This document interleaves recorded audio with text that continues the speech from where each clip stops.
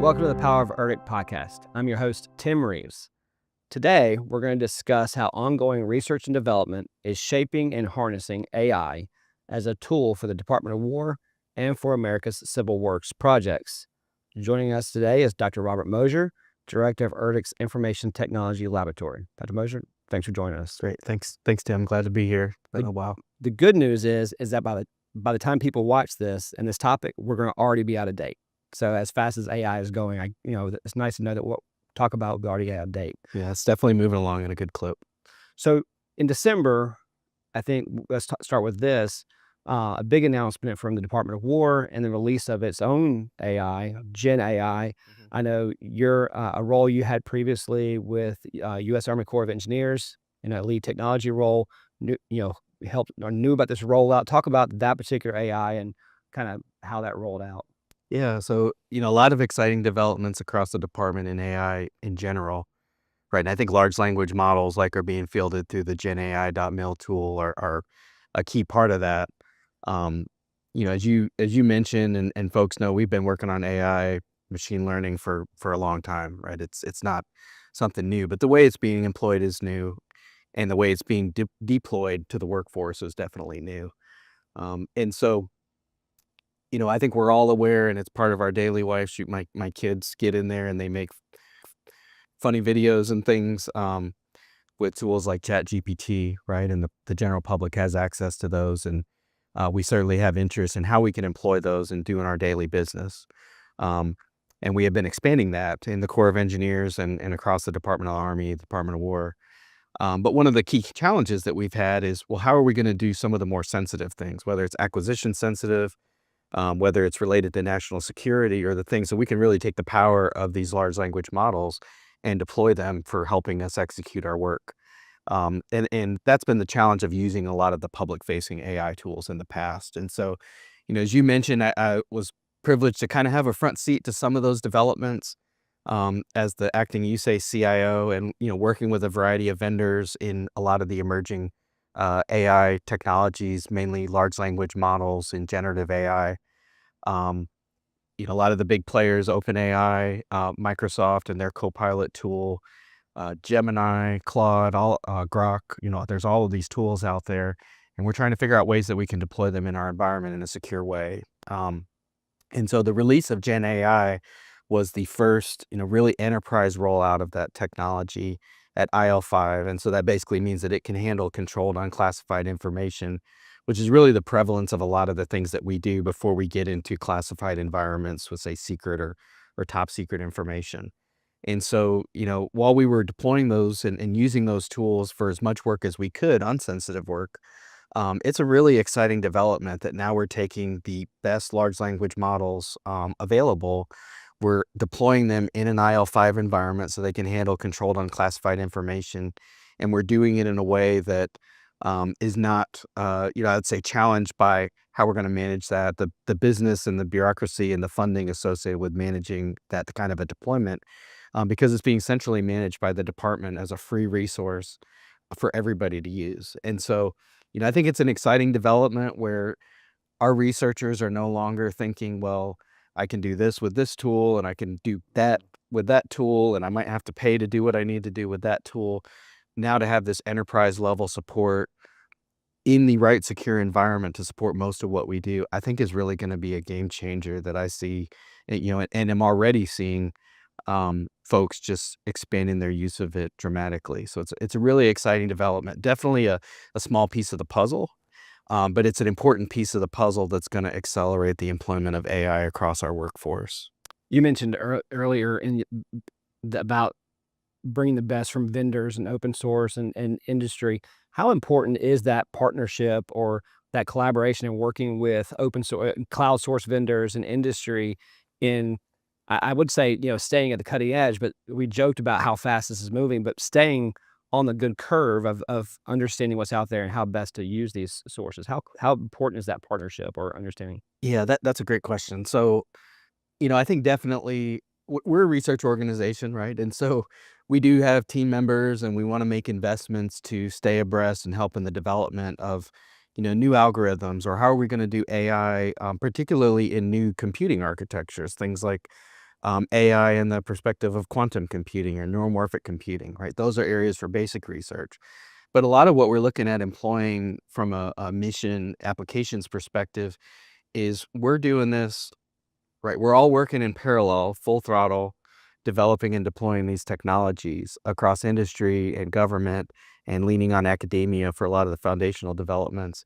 And so, we know we're not gonna reinvent the wheel, and the quickest thing that we can do is to work together and partner and leverage, in particular, the best technologies coming from industry, right?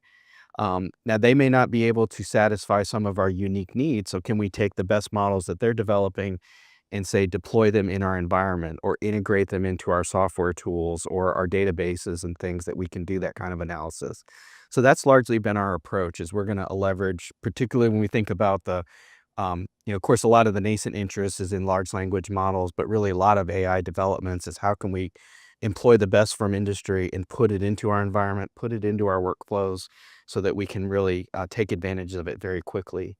Um, and I think another key part of that being the information technology laboratory and coming off of my role as you say CIO and as CIO here at ERDC, we've got to think about it in the context of our IT footprint, right?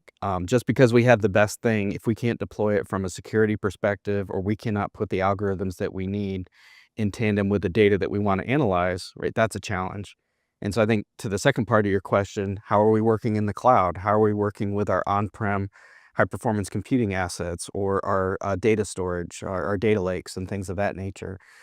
So we're trying to integrate that as well. And so bridging between, I think a lot of the unique things that we do with supercomputing with how from a networking and security perspective, we're connecting to cloud providers, right? The Oracles and the Azures and the AWSs, because that's where a lot of our data lives, right? And as we move from legacy systems that often operated on on-premises data centers, and we're doing a lot of our normal business operations in the cloud, a lot of those cloud environments have native AI tools that we can employ as well. And so, we may be developing unique capabilities that say we need in a secure environment to analyze a secure data set using the best AI algorithms.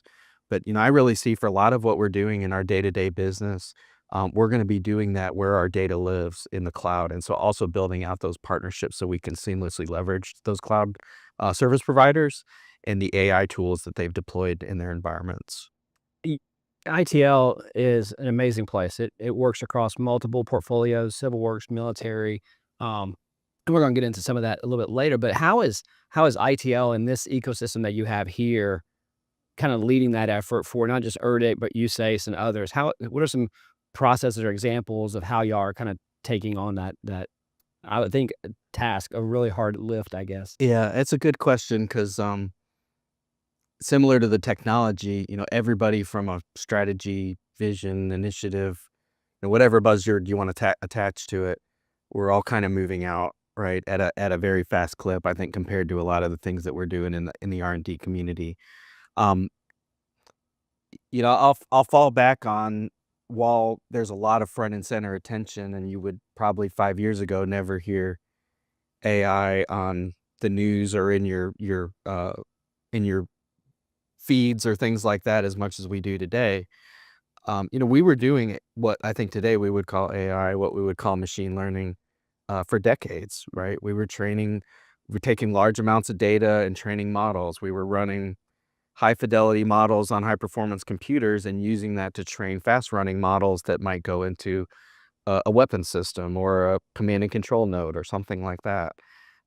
So, those kind of developments were there. I think that the thing that's really been the leap ahead is these new algorithms such as large language models that could take, you know, I would say, poorly structured, disordered, disparate data, and make pretty interesting insights and guide decisions, and conduct analysis. It's really a big game changer. So, I think one of the key roles that we want to play in the Corps of Engineers is how are we going to be the early adopter, right? How are we going to serve as the advisor to an important command, right, with a global $100 billion mission, civil and military?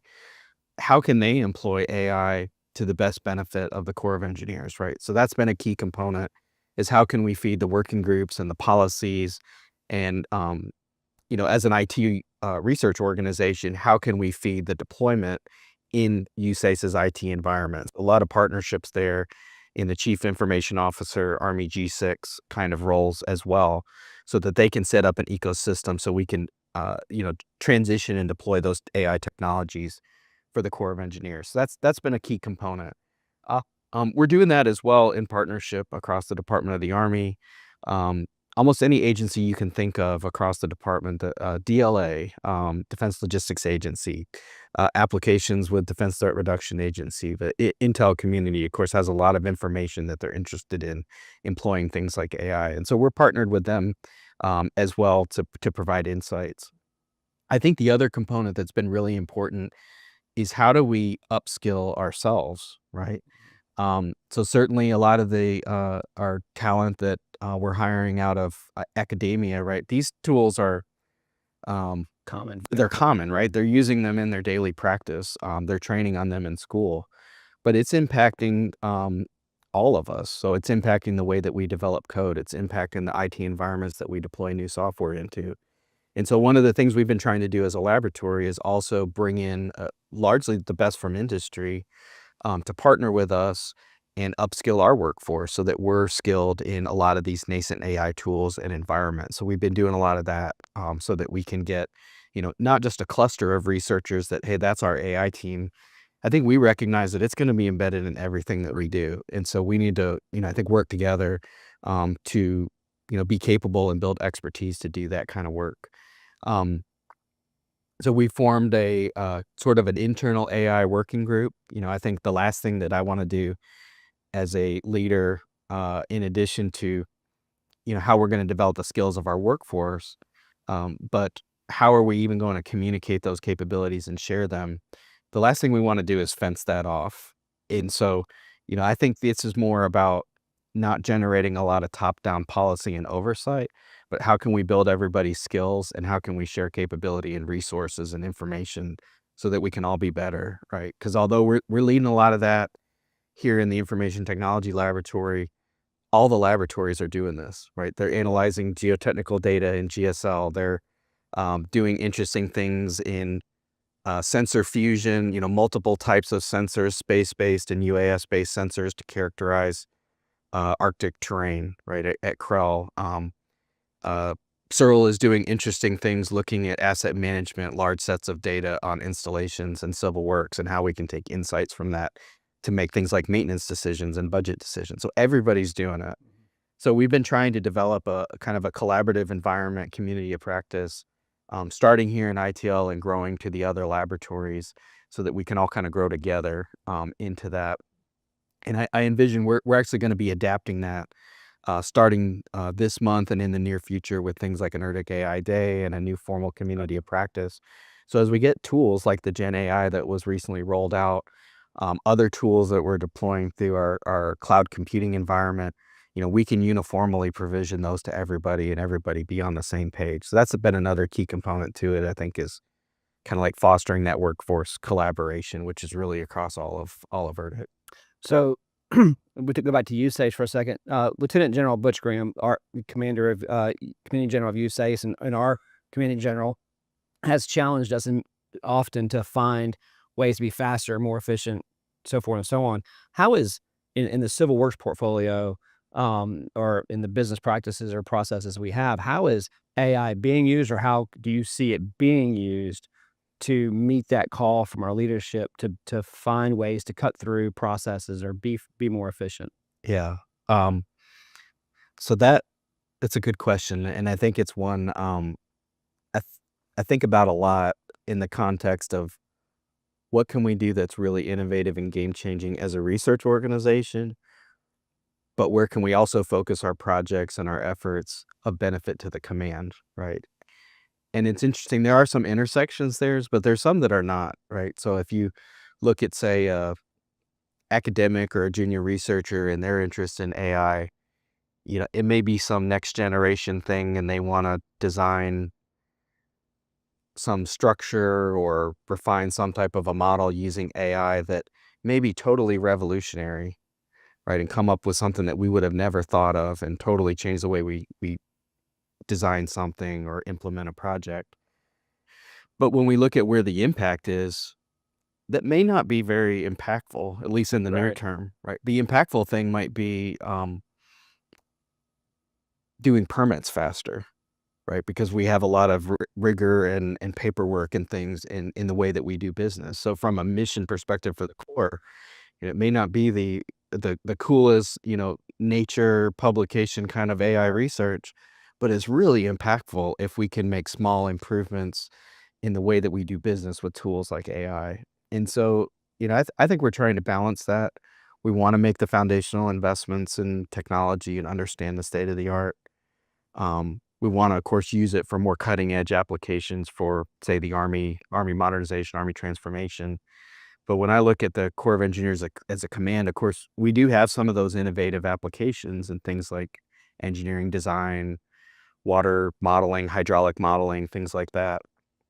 But a lot of the applications I see that are going to be near term impactful are in helping us do the way that we do business better, faster, and cheaper, right? And I think that's really come into the limelight with our expanding portfolio, right? The Corps is always there to solve the nation's problems, and we have a lot of challenges, natural Mhm. disasters, ways that we're trying to revolutionize the industrial base and expand our economy, all of these big challenges. And, the Corps is always like the can-do organization that just gets in there and gets their hands dirty and does it. And over the last few years, right, that's resulted in a dramatic expansion of our portfolio and mission.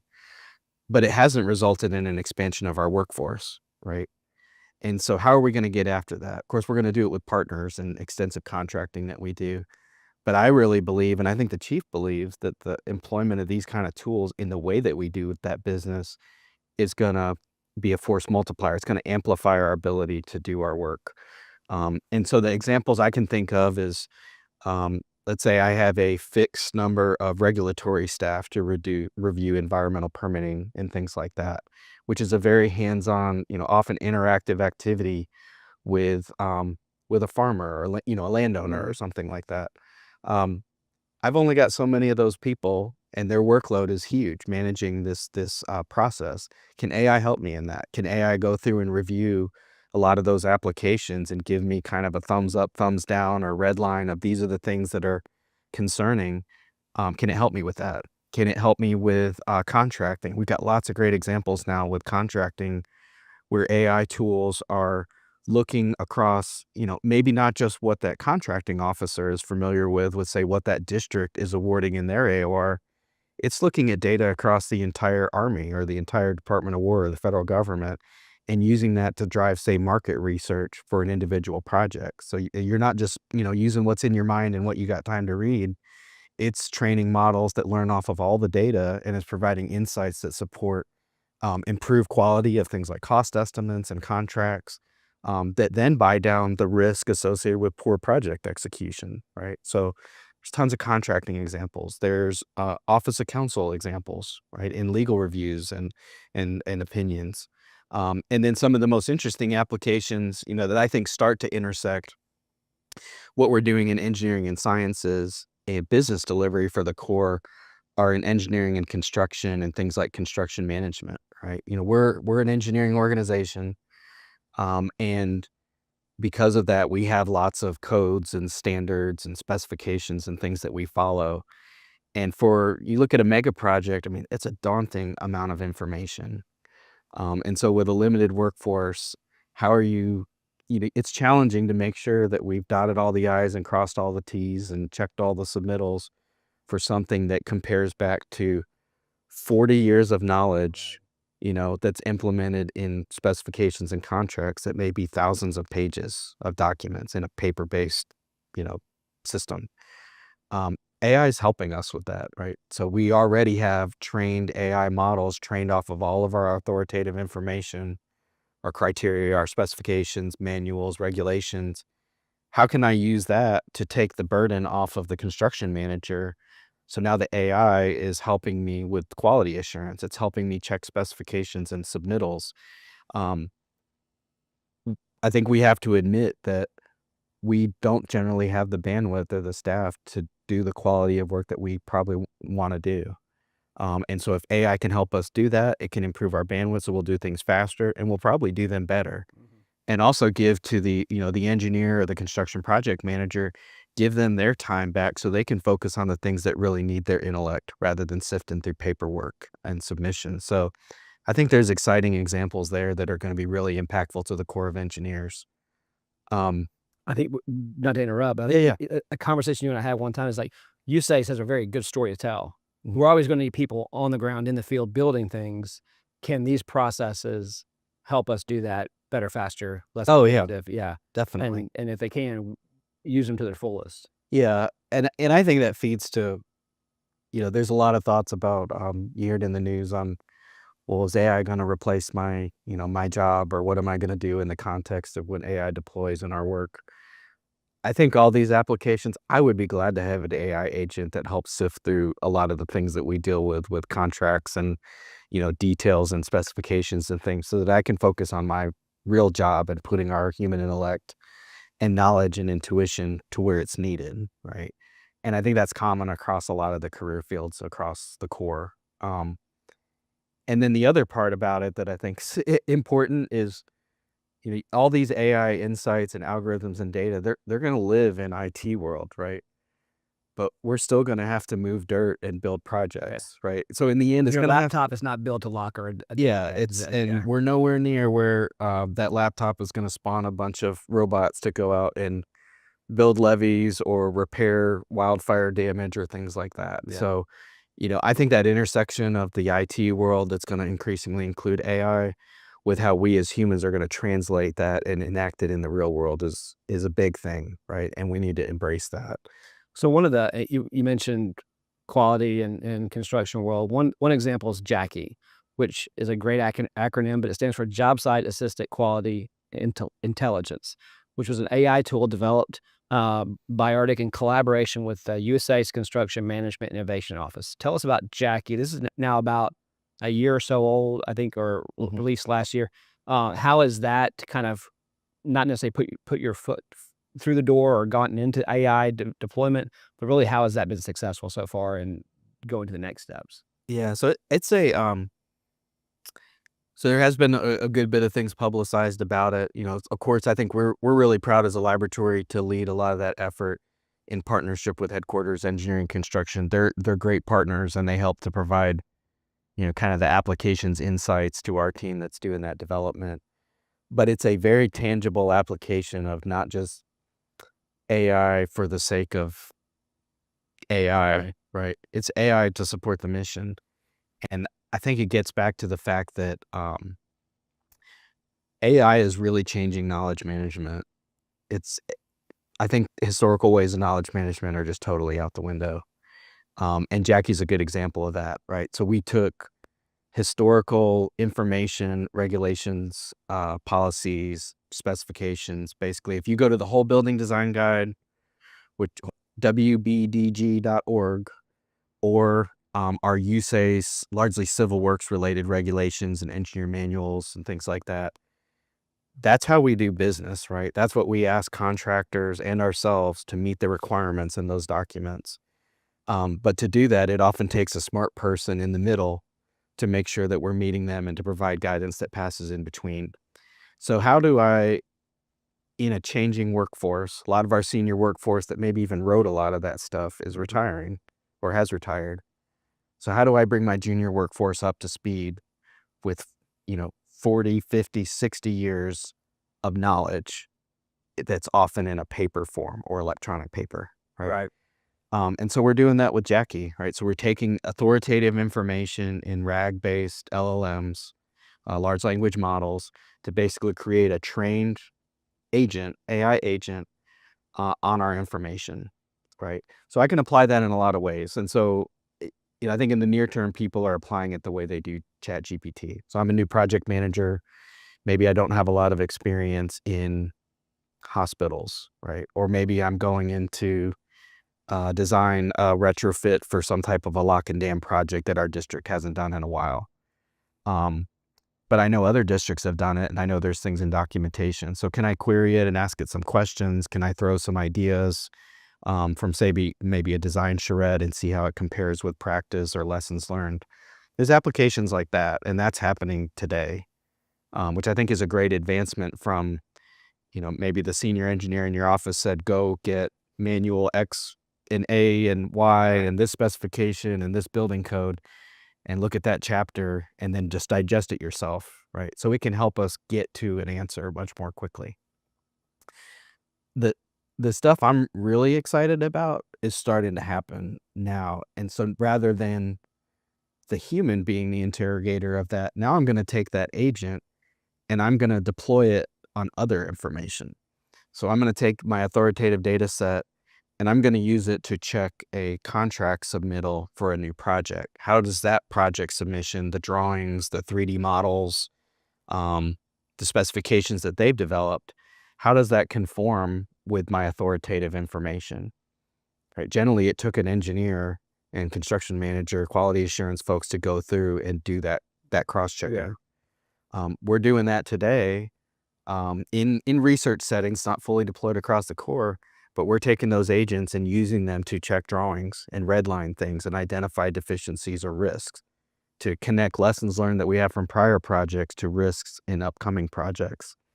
That kind of stuff is happening today, and I'm really excited about it. How tools like Jackie can be deployed across other applications in new projects. So again, ERDC, an interesting place, civil works projects, military projects. Let's switch to the military side of things real quick. In October, Secretary of Army Dan Driscoll said, now is an inflection point, he said, in our history where the expedient development of AI is a, quote, power we can unlock by augmenting our soldiers with cutting-edge tools. How is ERDC answering that call to arms that Secretary Driscoll has issued? Yeah. So it's a good question, and I think some of it we could talk about. Yeah, definitely. I think it this is the part where most of it gets redacted, and well, there's definitely things we can talk about. I think definitely some of the just GenAI.mil like tools that can support. We talked about examples of kind of how we do business on the civil side and some of those projects in the Corps of Engineers. There's the same paperwork and processes and things that can be accelerated and integrated into workflows on the military side, right? And I see that happening in parallel. And tools like GenAI and its deployment in our environment are going to be a part of that. So, think about business applications like supply chain management, inventory management, things that are very, paperwork and data heavy, lots of structured data, helping us to do that better, or maybe identify risks in, say, the supply chain. There's going to be a lot of applications like that. There's, of course, a lot of applications that where we're applying AI and things like image analysis, right, to identify different types of feature in images or connect sensor data across multiple sensing modalities to drive decisions, right, to bring in radar data and imagery and just different electro-optical, infrared spectrum data in ways that maybe in the past would have required a big computer and a bunch of differential equations and machine learning. With some of these models, we can pipe it into those models and do some training and get answers, right? And there may be some hallucinations and some issues, and we can train those out, but they're pretty good answers, right? And so I think there's lots of applications there. Some of the areas I think the most excited about that we're seeing is how it can help us to do things better and faster and take what often were human-based, manual processes for planning, for training, and for decision support, and basically provide like an AI wingman, right? That's going to help you make those decisions. Because we know against a complex adversary, and that, this of course is reported in open analysis and things. There's going to be a lot of information and it's going to be moving very fast, right? And I think we got to accept in that kind of a fight, that's not all going to feed into a command and control cell with a bunch of people around a conference table, around a map, and a commander. And we're not going to be able to make the best decision the fastest all the time, right? And so I think integration into those kind of environments is going to be key so that we can rapidly digest information.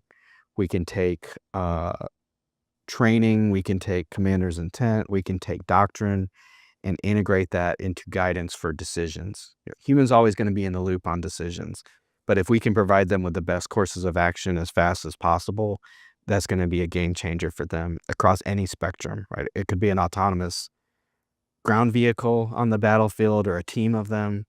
It could be linking intelligence information to fires systems for making decisions, or anything in between. Just making the best decision the fastest is going to be key to that. And I think another key part that we're seeing in that, I think warfighter space that's exciting is we generally broke those applications into their stovepipes where you had like, well, these are the folks that do the planning and they're thinking long into the future. And then these are the folks that do the training, right? And they take the stuff the planners and the researchers develop and then they train with it. And then we throw that over to the fence into the theater and then they just go out and fight with it. And a lot of stuff breaks and then we just end up kind of brute force engineering some solutions. I think the exciting thing about this is we're increasingly seeing, well, we're using AI and simulation environments and big computers like we have here at ITL. We're using that to plan. We're using it to think about long, really complicated scenarios and using AI to do, red on blue conflict simulations and whatnot in ways that we never would have before. Well, now those same models and agents may play a role in training, right? So we're going to be training the warfighter of the future with the AI agent that's trained, supporting them in their training and their decisions. And then that may carry into real-time operations on the battlefield. So that same trained model, that our warfighters trained on as a trusted partner is going to be their partner from an operational standpoint, right? And that's a long-range vision, and you hear about things like that with next generation command and control and all of these new initiatives coming out from the department and the joint, from the Army and the Joint Force. But I really see, advanced computing, edge computing, and AI as a key enabler across that whole spectrum, right? And, the only concern that comes with that, maybe we talk about is security, right? The more that we take out of our heads and our intuition and we put in the hands of computers and algorithms, security has to underpin all of that, of course. One of the and time is flying by, so I appreciate the time. Let me ask a couple more questions real quick. One is, you mentioned it earlier about upskills and training personnel who may not have been as adept with AI as younger or more, I guess younger folks, I guess I would say, but also the systems that we operate with today. How does that stay current? How do you kind of vision the architecture of what we do staying current to be able to deploy and use these tools that are being so quickly developed? Yeah, that's a good question. That keeps me up less at night now. Okay. When if you talk to CIO types of people or CISOs, information security officer types of people, that's what keeps them up at night is, how do we take advantage of the best technologies? We have to balance that with the resources available, which everybody has constrained resources, in the legacy of investments oftentimes in IT, right, across our organizations. Now, I think under our current leadership, there's really been an emphasis on that, on leaning in on modernization, not investing in legacy software and infrastructure just because that may be the easy decision or at least as far as an initial investment, the most cost effective, right? We got to think long game and where we want to where we want to be. And often that means you may need to make some pretty painful changes in your IT infrastructure so that you can do AI and you can do big data analytics and you can provision on the battlefield or provision across your workforce. So, a lot of folks in the CIO community, they're kind of in the middle of a lot of that right now as all these technologies emerge and figuring out how we can integrate them into our environments and drive our modernization efforts in the right direction. Um, and I think that the challenge in that um, is significant because, I think about it here as a research organization. We want to be kind of on the tip of the spear of those developments and partnering in the newest of technologies. When it gets into the applications, you got to really balance. There are so many initiatives. I think of them like poker bets. There's so many bets out on the table on all these technologies, and they're all a little different. They're all moving a little bit different pace. There's political factors and economic factors, and when we talk about things like algorithms and chips, and there's geopolitical factors that drive that. And so, I think from an IT perspective, we've got to be balance being aggressive and conservative. Because if you're going to change your ecosystem, you don't want to put all your bets in the wrong You don't be basket. wrong. You don't want to be wrong Like 5 years from now, you'll be like, oh, that was wrong. and have to reinvent the wheel and waste a lot of money along the way. And so, certainly, if we had unlimited resources, we'd put all our chips out there and learn a lot along the way, right? And foster a lot of innovation. But with limited resources, there's a lot of thought that has to go into how you're advancing your IT infrastructure to do those things. We're I think a key part of that here. But certainly when you get into the applications world and the CIOs of the department, that's a key thing, I think, on their mind on a daily basis.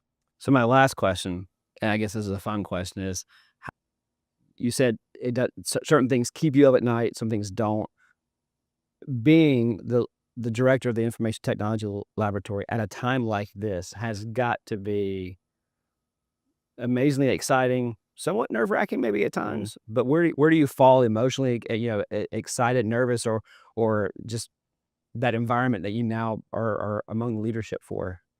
I think we actually had a town hall a few weeks ago, and it's certainly a very exciting time because there have never been so many initiatives and strategies and buzzwords and whatnot above us that have aligned with where our competencies are today. I think our credibility from work done in the past and then the vision strategy that we're trying to shape as an organization moving forward, I don't think it's ever been better. And the way I like to explain it to people is, IT, software, computing in the past was maybe thought of as kind of an enabler. It was the infrastructure that enabled the other things that we do, particularly in the Corps of Engineers, right? As not a computing signals IT kind of organization. Today, I think you're increasingly seeing that, the best software, the best AI, the best computing, that is the weapons system. It's the weapons system of electronic warfare and cyber and intelligence. And so I think it's just a really exciting time that we can support these really important missions. What's challenging about it is it's all moving so fast and it's all moving at the same time.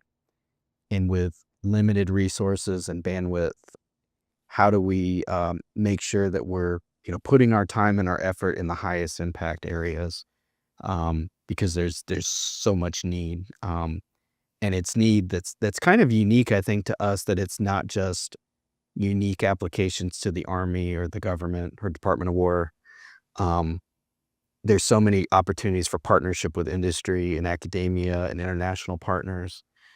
You could spend 1,000 hours a week if that was possible at conferences and workshops and attending information sessions and training related to just AI, right? And so where do we invest our time and our people and our capabilities to have the best impact? So that's what we're spending a lot of time doing. Well, sir, listen, thanks for the time. Thanks for allowing us to be in your house. As folks may I know, this podcast, the video form and the audio form, is filmed in ITL with a great team here and under your leadership. So we appreciate hosting us as you do every week. So with that, I'll say to the audience, thank you for joining us. You can visit us at poweroferdictpodcast.org for more information about ERDC's AI programs and projects. And we will look forward to seeing you next week. Thanks.